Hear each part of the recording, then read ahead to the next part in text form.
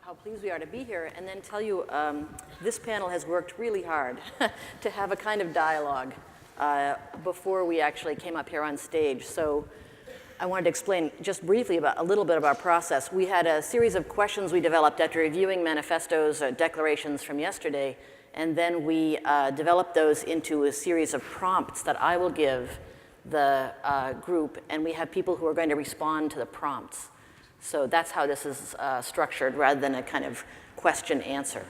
The questions underlie the conversation we're going to have. And I just wanted to say, as we start, that it's the 50th anniversary, obviously, of LAF. We had a lot of discussion yesterday looking back over that time. It also turns out to be the 50th anniversary of the band ABBA today. So how, propitious could that be? Yes. And I think we're at one of those interesting moments where we will look back 10 years from now and see this time as a time where we didn't get it, a time when we weren't aware of what was happening the way that we could have been. So I want to introduce a kind of a serious point about that, because my everyday work is climate change. My everyday work is thinking about adaptation and what we learn about science and predictive models every day.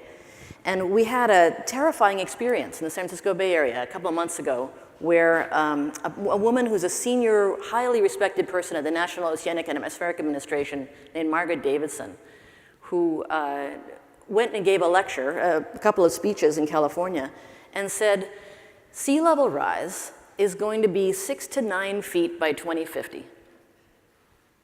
And the reaction of the public agency heads that I work with in the San Francisco Bay Area was to immediately email each other, call each other, and call a summit, a private meeting, which I was fortunate to be at.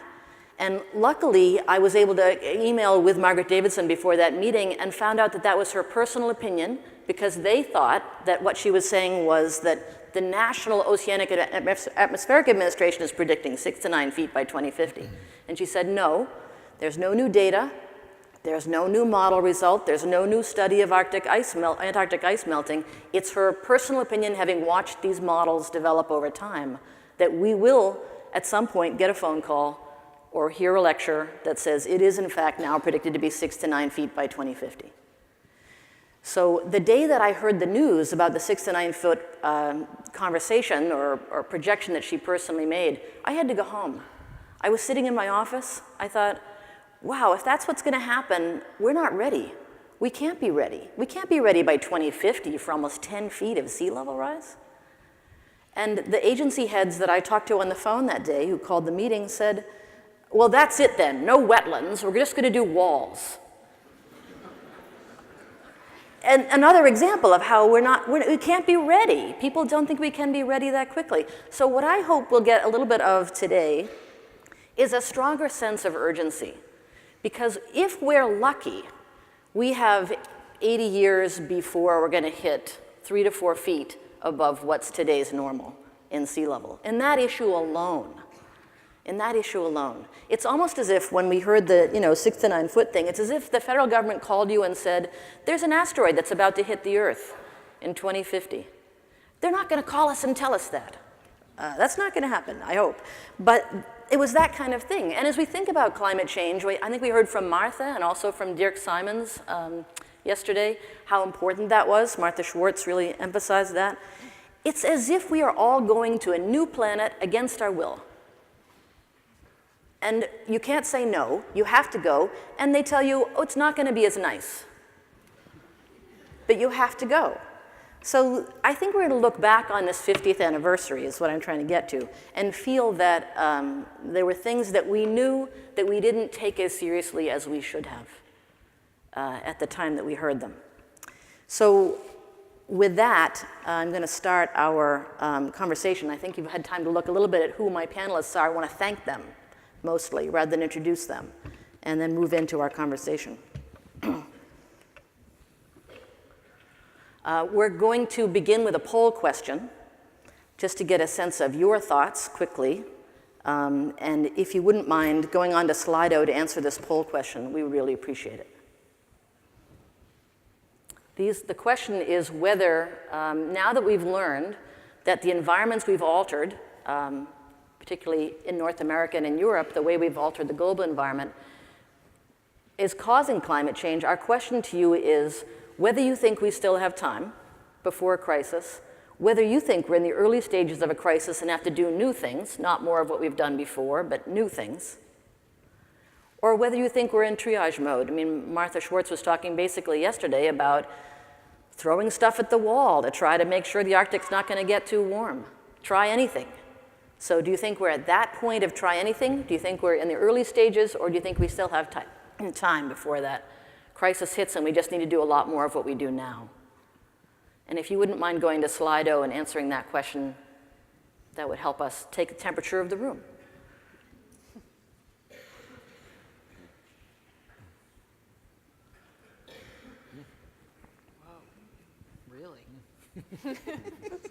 Really? Really, guys? Wow. Okay. Isn't it supposed to be like, what is that show? Where you save somebody? I don't know, American Idol or? Being voted off the island? Yeah, we're being voted off. We're being voted off the stage. Well, we're going to try to talk about these issues very seriously this morning because personally, I would absolutely disagree that we have time and we can do more of what we have been doing up to this point. I think it's at least number 2. I'm not ready for the triage and try anything stage, but 5 years, ask me again. Yes. If I get that phone call from NOAA and they say it's 6 to 9 feet by 2050, absolutely, number 3. So we have a little work to do on this panel, I think. We're going to go to our discussion through some keywords. We have a graphic that we've developed to try to guide our discussion today. And the first item on our list was one that I try to use as a prompt, data trajectories. We just heard from the aesthetics panel that we talked a lot about data yesterday. From my perspective, we didn't talk much about data yesterday at all. That's how big the gap can be. Martha Schwartz is really the only person who showed science-based data, graphs, and projections. I think it's very difficult for us to understand what's coming. And when we rely on those graphs to interpret it, we're really stretching our conceptual flexibility to try to understand exponential change, to try to understand thresholds and tipping points. People will say landscape architects are intuitive about systems, but I think actually it's very hard to understand positive feedback loops and anticipate what's coming and how fast things can change. I also wanted to introduce the idea of the unprecedented instabilities that we're entering an era of. When things happened like this kind of abortive announcement a couple of months ago about 6 to 9 feet in the Bay Area, people start reacting. They get into a mode where they're making choices very quickly, and they start taking options off the table or going to more extreme solutions. And one of our jobs, I think, as designers is going to be to help people slow down enough to think about what those options really are and not jump to conclusions. Try some experiments and have a little more courage to try some things and not panic. So now I want to go into the keywords for one of our panelists. I'm going to hand the clicker over to Ellen, and she's going to take us through a few words that she thought were important. I would say in addition to the huge difference yesterday that we saw in the level of urgency that people expressed about the crises, there's also a difference in the degree of animation or resignation about what we can do to shape those trajectories in any way. And I think Kelly, Chris, Martha, and Blaine invited us to think about how much of what we're doing in our offices is status quo work. They all pointed in different ways to our preoccupation with bad briefs, with mitigation, and with technical delivery of less than expansive definitions of ecology and many other benefits. In a thoughtful declaration text that Ellen wasn't able to come and present yesterday, Alan Berger argued for recovery and thickening of our basis in science and in the large scale and both analytical and visionary thread of our profession in order for us to demonstrate our interest and our capacity for working on the issues that Kristina talked about. Many of you, Randy, Dirk, Alpa, Martha, Kangjan, Patricia, and David, probably some others, but those in particular called for very different kinds of political action. Intelligent political practice, in the terms that they offered us, is practice that is up to engaging the science, the systems, and the human conflict in wicked problems simultaneously. It is about stimulating thought and forming political will. It's about giving form to community aspirations and using design as an art of negotiation. It's about opening up bureaucracies to risk. It's about shepherding ideas through the valley of death.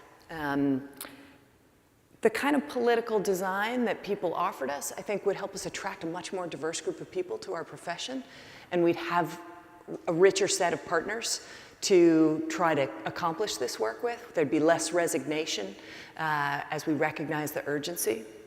And I think it would help us communicate around the world what landscape understanding and landscape imagination have to offer in our hour of need.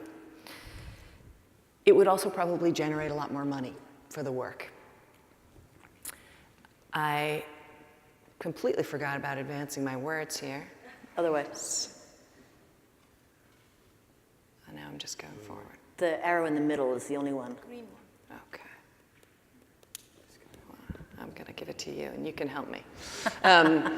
Anyway, I'm moving on from status quo projects and political action to culture-shifting practices, which we all really think is at the heart of everything. Ecology is never really in opposition to aesthetics or poetics until our gorgeous landscapes start creating a false sense of well-being and mask the anxiety that we feel and drain the rightful content out of landscape, inhibiting public consciousness and creating a kind of sustainability propaganda. Optimism sells, we all know that, but design has to deliver less pacification and much more provocation. In 1996, Jim Corner wrote that he thought a culturally animate ecology had yet to emerge in our profession. 20 years later, in the shadow of all of these crises, climate, biodiversity, and others, we need many more kinds of landscape content and expression to make a culturally and politically animate ecology. One that's rich and situating to us and also to political movements. It has to be one that works, and it has to project a credible vision of the collective that literally can unsettle us. I think a number of speakers, Christoph, Alan, Kate, Randy, argued that we need to develop much more expertise with specific problem types to convert our good intentions into real outcomes, and that this is really the key to getting the credibility to be trusted, but much more importantly, to developing the skill to actually deliver numbers and change. And I think Mario persuaded us that the biggest gains to be made per unit of investment are probably in the developing world, which is not where the commissions are.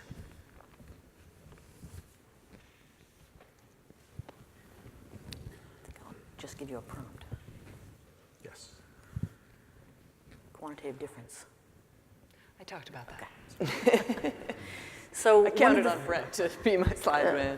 one of the hot topics that this panel discussed ahead of the event was the uses of the word nature and the uses of the word ecology, but especially the uses of the word nature in the declarations. And one of the things we wanted to say is that we felt very strongly that it's important to drop the binaries now, to stop saying humans and nature, or even worse, man and nature, and start acknowledging nature's not our opposite. And Laurie Olin really stressed that yesterday, said that very clearly. And Nina Marie Lister really brought up the dialectic of wild and human not the binary, but the mixing of those things. So that's something we wanted to give a moment to today. And also, I wanted to emphasize, Charles Waldheim talked about the occasional use, or the common use in some cases, of ecology as a metaphor in architecture and urban design. And I wanted to stress that using ecology as a metaphor, I think, is a mistake.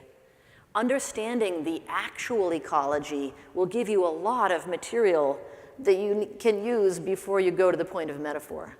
So I just wanted to give that prompt as a position and then ask a few of our panelists to respond. And José will be the first.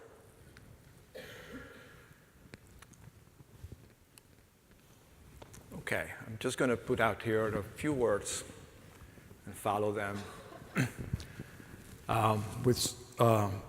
with a few comments. Part observations of the declarations from yesterday and the position statements that we heard. Part reflection of 33 years of practice with a firm that was founded about 4 decades ago in this city. So from that perspective, I would submit that after 50 years, ecology remains not mainstream in our profession. I would venture to say that it's partially because of the educational institutions that have not been able to actually have enough resources and time to incorporate ecological studies in the programs. Just too much material to cover, too little time, and not the capacity to have interdisciplinary faculty. I'm a product of the now called Penn Design, the landscape architecture department in regional planning. I did have a class or two with Ian McCarg, and many of my colleagues are here. And I think that if we're going to make a difference as a profession in this world, landscape architecture has no alternative but to be transdisciplinary, or we risk to remain as a profession that becomes pseudoscience. Natural science, by the way, must be part curriculum, along with a whole host of other studies, but I think that some of it you would hear later on from this panel. We do reject as a group the idea of this false dichotomy between nature and human beings. We are one. There's no way. We are all here, wild, tame, endangered, poor, rich, underserved, displaced, period. End of the story. No need to argue more about this. Let's not waste our time on that. We talked a lot about other professions and design disciplines taking over the agency of landscape. But I would like to remind us of a couple of thoughts that we heard yesterday from the last panel, and I will paraphrase Lori, who spoke about the landscape as being the canvas of life. So I submit to you, and we submit to you, that we must take exception with the idea that operating realm is that is not built. That our operating realm is the surface of the planet in its entirety. Buildings happen to happen in the landscape. It's not the space. Landscape is not the space between landscape. It's infrastructure. It's everything else. We must remember that our profession, by definition, is transformative, in that we are all symbionts. That is, in like any other species, we modify the environment, and that environment that is modified modifies us. So that's where our transformative power comes into play. Grant Jones last night reminded us of our ultimate client. For him and for so many of us should be Earth and all the forms of life. So if we're going to make a difference as a profession and have relevance over the next 50 years and care about our legacy, right, I would like to pose to you a series of considerations when you're given the responsibility and the opportunity to be transformative, which is every time we undertake any one commission. So what I would say for all of us that undertake a project, does this project increase the complexity of the habitats it creates? Is it entropic or negentropic? Does it align resources and processes that sustain life? Is it biophilic? We waited an entire day to get to that word. Does it promote the integrity of the community where it is located? Community, as in land community, as articulated by Aldo Leopold and so eloquently referred to by Randy Hester yesterday. In other words, is it just? Does it promote the life associations that are native to the ecoregion where it belongs? All forms of life. Does it take advantage of the evolution, or does it simply dismisses it under the concept and the rubric of creating a novel ecology? Whatever this means. I'm not quite sure what that means. Is it designed to last? And most importantly, is it able to adapt to change? The only thing that is a constant in life is change. And that change, particularly in landscape, is ever so imminent than any time before. And lastly, in a very self-centered way, is it helping to advance the role of landscape architects so that the profession remains relevant in the next 50 years? I submit to you that for all of this to happen, we must embed scientific rigor in our profession. We have no clue if the transformations that we're making are effective. We need to first design with a purpose, like life and our designs matter, like all forms of life matter. Aesthetic and performance are not mutually exclusive.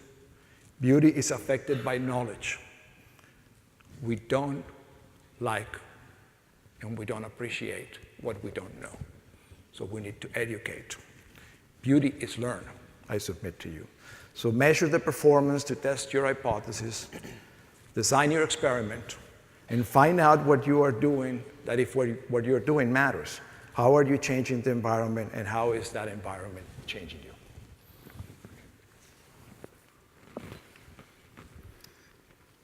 So I'd like to keep going with this notion of nature. Nature was thrown around in a lot of the proclamations. And I think if you look at them, you can basically categorize them into two. There's nature as other, which we've just talked about, right? Which is sort of the history of where nature comes from, something that's not us. Or, because we realize there's mistakes with that, we invert that. Right? And we say, nature's everything. This came up yesterday. Neither of those is very useful. I would say for our profession, I challenge LAF in writing this to move past nature. I mean, it's basically just this lump big thing that's kind of an intellectual cop-out of what do you actually mean when you say nature, right? It's incredibly subjective. And I think that's where ecology comes in. Ecology forces us to think about agency, and not just agency that's our own. This collective agency, these other materialities, these other things that are out there. And it complicates it, and that's the challenge of ecology, right? It's not just a lump thing, it's all these aggregate things that compose a landscape. And what do we do as designers? We look at how landscapes are composed, what makes them, how they're aggregated, to think about how you might re-aggregate what those landscapes are. So I think that's why ecology has real use for us to push beyond this vagaries of nature, which is just very subjective. So I agree with Charles Waldheim that I think ecology brings us to a relational ontology of landscapes. But like Kristina said, I totally reject the idea that it's a metaphor. I think that just cuts it off, rather as that's our access onto real. It's a form of realism of understanding landscapes. Secondly, I felt like in a lot of the presentations, we sort of off-world ecology. We act like you can actually compartmentalize what ecology is, like it's a separate thing. And there was 2 presentations yesterday that I thought really confounded that. One was Kate Orff's, and the other was Martha Schwartz. 2 very different approaches to ecology. But in both of them, you saw that there's no way to avoid the political, like that there's this arbitrary separation between the political and ecology. Ecology is inherently political, to try to make some other environment, as Randy Hester said, any design move is political. So to think that ecology isn't political, I don't think that's true. And that there's this weaving between the socio-ecological, that it's not, you can't separate these things out. So I do think a more general notion of ecology, it's not just biotic material, it's sediment, it's bricks, it's copper wire, it's us. It's a relational way of looking at landscapes. So I think also, when we talk about ecology, we tend to see the landscape as some sort of backdrop that's kind of just passively taking what we do to it. And I think it's less of that we do things to landscape, and that collective agency responds to what we do in ways we don't like or ways that complicate our efforts. So I think in that way we can think more about coevolution, how we sort of formulate landscapes in one way and they formulate us back in this give and take. And my last comment is, I think many of us, including myself, have swallowed the Anthropocene pill. But I don't think it goes far enough to really talk about practices in the larger ways that the Anthropocene works. And so there's new terms that I think are coming on, more like the econocene or the capital scene. I think you can really easily see how capitalism is an ecology. It's our predominant ecology, and I don't think we're talking enough about the patterns of how that works, which you can actually pull apart and tease apart. So I'm going to be super quick because we're running out of time. And I'm from Jersey, so I can do that. So I'm just going to be really brief. I think clearly there's going to be a declaration of urgency more than just concern, although I'm just going to put my words up there. No, that's not mine. Anyway, whatever. But it's scary about that vote, right? I don't know if everybody will agree that it should be a declaration of urgency. The one thing that, Kristina, you talked about that I was a little concerned about all the data that was actually quantified, and kind of static, that it really didn't take into account the volatility of someone just going 6 to 9. So I don't think we talked about how things are slippery. And I also, coming from a Luddite, I can't believe I'm going to say this, that it seemed that we were missing an explicit use of simulation and the visualization of indeterminacy. I wrote that down, didn't think I had to have to say it. But in trying to see it, our colleague Teresa Gali talks about us being translators. And we have to translate her because of her strong accent. But we're that generalists and integrators, that we lead collaborations, everybody talked about that, and that our practice should be interdependent, just like the issues we were talking about being interdependent and more than interdisciplinary. I think there was a lack of, totally acknowledging pollution, but less, of course, I'm going to say this, direct ideas about dealing directly and physically with contaminated sites. There was also a lot of talk and statistics, of course, about exploding populations in cities, but there wasn't much focus on shrunken, fallow cities. And Anita Bersbeitia said to me, no one was addressing the elephant in the room, and that would be population control, and how about zero growth. But I really want to get to what I think the LAF should support and maybe just back is a girl band. And I'm sorry that it's a monoculture of all white women, but Charles, you can document this. And they're called the climate changers. And we're talking about the biophysical climate, but the climate of practice and academia. And I think it's kind of obvious. We are going to put Martha as the lead vocalist. I would say Kate Orff is the lead guitar. Kristina, you're on bass. I like bass. And I think Cornelia is doing a, unbelievable job on the XK3C Hammond organ. Nina Marie, you're in the backup vocals with Wolves and Wolverines, okay? And then... And Julie, what are you going to play? I'm playing the drums. But I think we all have to be, careful that Patricia O'Donnell will take the mic away. Okay, give me the clicker. Okay, good. Well, we're going to add some terms up here and get to our last issue.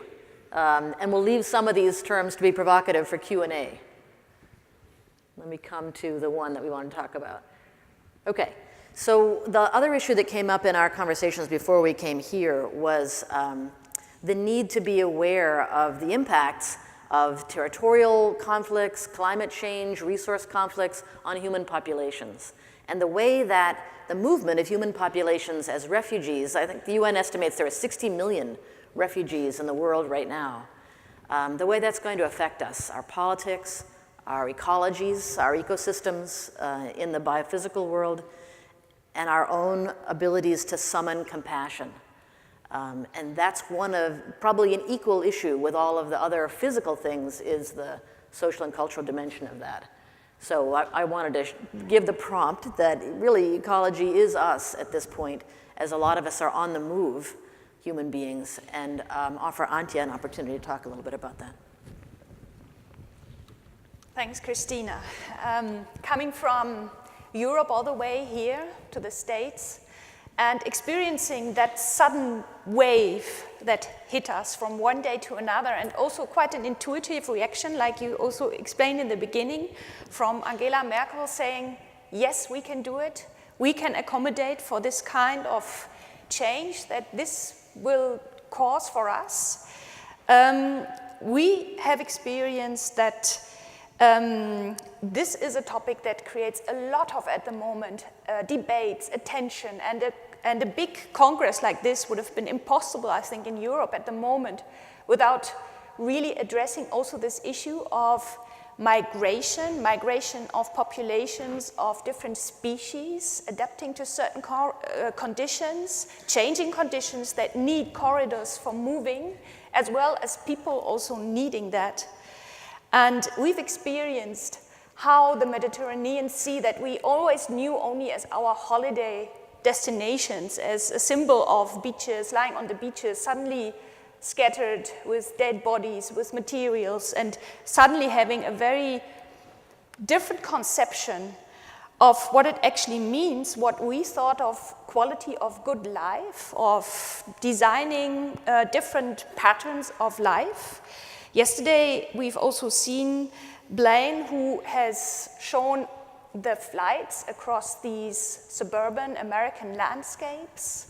And he has also revealed our responsibility in getting engaged in these kind of designs that also Marion Schietnan pointed out to us, that it actually means we are encouraging lifestyles that have enormous resource consumption, which is causing conflicts, political unrest in the parts of the world that we are actually drawing these resources from. And when talking about ecology, we're not only talking about ecologies in our direct environment, but we need to realize the impacts, the big interconnected, nested systems, which are actually global. And also, as Condien and Mario and David and Alpa suggested yesterday, it will really be in the civilizations of the global south, where the majority of people are located, where this kind of topics are now coming to the forefront and causing also these huge movements of people, that we need to acknowledge that and find suggestions also within our profession to address this. This also means, in terms of our definition, what we maybe think of the connection between nature and people relating to nature. We are having now debates in Germany of how to accommodate for this influx, how with these destabilized, disoriented new ways of organizing community, how to find a new way of dealing with it. We've experienced citizens from my neighborhood tying themselves to trees, defending what they thought of their right to the environment against new refugee shelters being built directly in their neighborhood, which shows this entanglement of actually human issues of ecology related to biotic issues of ecology, and then getting into these new ways of negotiation, which I think our profession is also very much responsible for in finding new answers and finding new ways in dealing with these things. Therefore, cohabitation, it's one of the very important issues. We need to find new ways of organizing how people live together.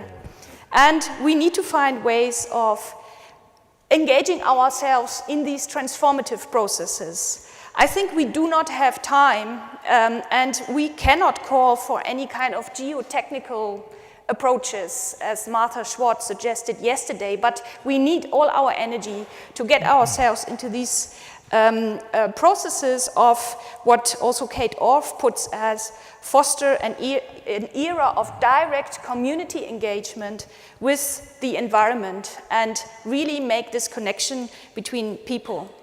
And as Condien also proved with his way of claiming a new way of aesthetics, like the big foot approach to landscape architecture, I think we need to define culturally specific ways where people exchange knowledge, learn from each other, exchange globally, and find answers that are specific also to the cultural context of where they are living, and develop new ways of negotiation, of experiencing, directly experiencing, storytelling, meaning making, that we need to we need to guide as landscape architects to overcome these increasing social conflicts that we are experiencing now in our cities. And I think this is a very important role, and therefore this topic of migration, I think it's one of the core challenges also that we need to address.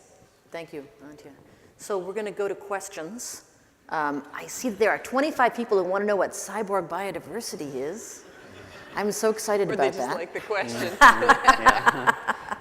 I used that phrase because I was making a reference back to an essay that Beth Meyer wrote about the Olmsted Park systems and cyborg landscapes. Whenever we have something that's a mix of technology and artifice and of processes that aren't generated by people, I think that's a cyborg. And that we should extend that idea to thinking about our landscapes. In an urban region, we have cyborg biodiversity. We have species altered by human action. We have bees that are pollinated that we've genetically altered to go out into the environment by cultivating certain species of bees, just like we've used horticulture to cultivate different species of plants.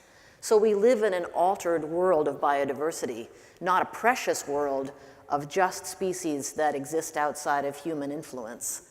We've influenced every aspect of biodiversity. So I think we have to begin to think about it in a new way, not this old native, non-native, but really understanding the influence of people on biodiversity and understanding some of our own as well. Other questions? Panelists want to pick up on a question? I think that, there's, given the temperature of the room today and yesterday and the declarations, it's very unlikely that we're going to be able to say something with crusading determination, as Alpa asked us to do on this issue. And from the questions, you can see that part of that is because people have a lot of questions about how. How could we, where will the money come from? How can we find agency to do this? And that makes us question whether or not it's important to declare that we should do this. But I guess I wanted to suggest for discussion the possibility of not just making a statement, but declaring a common project. And one way of doing that would be to look at, say, the IBA in Germany, which focuses attention on a critical issue over a 10-year period, gets intellectual design firepower plus many other kinds to focus their attention on a series of responses that get built in one place to try to grapple with something very big. And I wonder if we could do something like that that's led by landscape people with our landscape thinkers and collaborators to, say, go to Jakarta or someplace where we could really try and take on a problem like this. Or in the meantime, while we think about how to plan something like that, a simpler project where we just, each one of us commits to creating some culturally and politically animate ecology in the next 4 years, and something that has agency to work at the scales and scopes that we're talking about, and then we come back together again and say, can we now envision it? It's an interesting suggestion. I'll take on the last one there, because I think that it was something that I wanted to mention.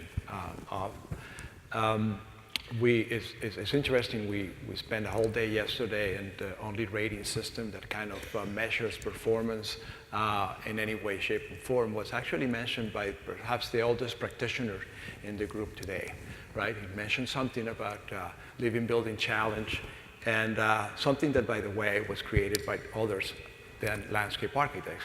However, nobody has mentioned sites, right? Sites is now, part and parcel for the development of projects by the largest developing entity in the country, which is the GSA, and more on that probably later from others in the audience. But the idea that if we understand that we're in business for sustaining life in the planet, and the idea that nature and natural processes provide the means for sustaining the life of the project, that has been something that has to find a place in the economic model that governs, in capital scene, that you call it, or econoscene. We need to figure out a way to make that in there. Costanza and many back in the 90s created the concept of ecosystem services. Ecosystem service is the underpinning of sites. It's the idea that every site can actually provide that of value that sustains life in the planet. If we create that value, like Clean Water Act has created for us, and Clean Air Act, which after 39 years enables us to do all the work that we do in stormwater management and all those things, we will actually be able to create value for our profession. To do that, we need to demonstrate that we can achieve it. To do that, we need to have some scientific rigor and team up with other scientists that help us prove that what we're trying to do works. Let's actually take that question. So you're answering that That's question. a common thing people ask. I mean, many of us are involved in education, one way or another. People ask, they say, well, I'm not trained in science. How can I do scientific rigor? Well, LAF has developed a process of looking at sites with partners to try to figure out what kind of performance measures you could use to look at the way that our work is playing out.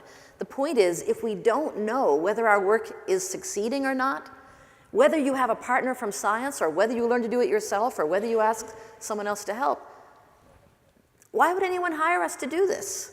If we can't demonstrate that our work actually changes something besides the experience of the place, then someone else will be paid to do that piece of the work. So we have to check in and try to observe in some way. Show up.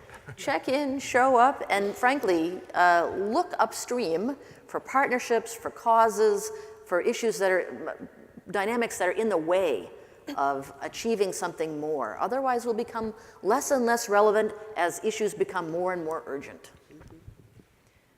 I would like to respond to the question that there are many important issues in the developing world, but that's not where the commissions are, and how do we make this work financially feasible for landscape architects? That's one of the questions put here, which I think, as also I stated, it's really the global south where these challenges are occurring.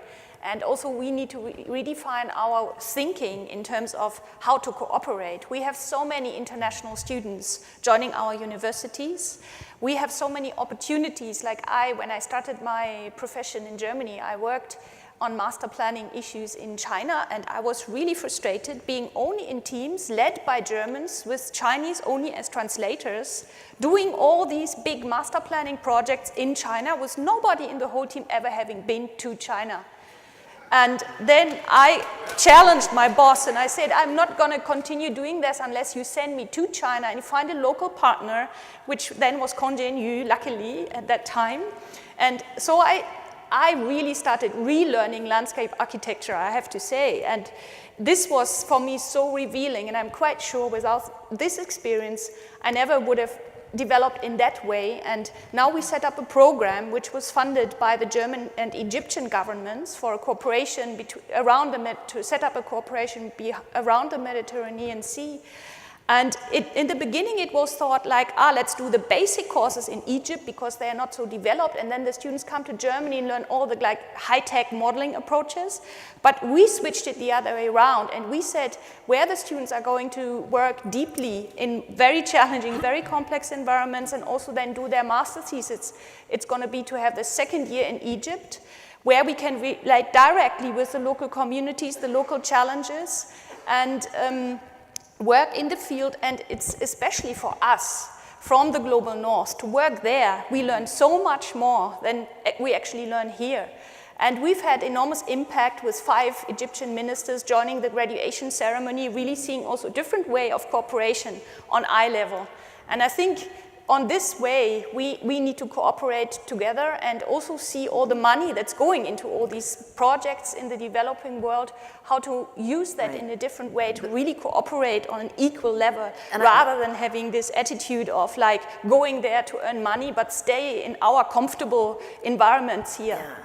I think that's the critical point. The critical point is that we can't go and save anybody, and we can't control anybody, and population may not really be the issue, it's consumption. Yeah. We are the bad guys in this story, not people who are having children and consuming very little food in some other country. So we have to figure out how to get our act together, how to be critical, and how to build capacity for countries that are going to have billions of people and don't need us to save them.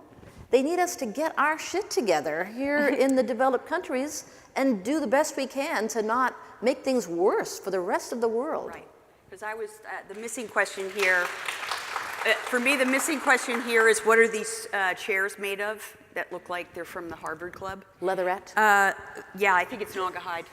So I wonder what, landscape, got trashed making these chairs.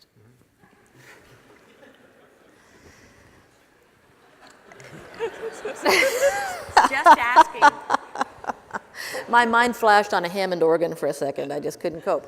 So I think that what we've heard today is a lot about a new conversation that involves people as part of ecology. The separation of ecology from other issues today isn't something that we see as intellectually valuable at all. It's just a lens to use that word ecology as a little bit of an anchor and then say what relationships, what species are we talking about, and squarely include the human species in that conversation with all of the ethical and philosophical issues that brings up.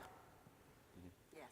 I think that's how we see asking the LAF board to make sure that it actually says what ecology means, rather than go on with this ambiguous big tent. Can I make a suggestion, please?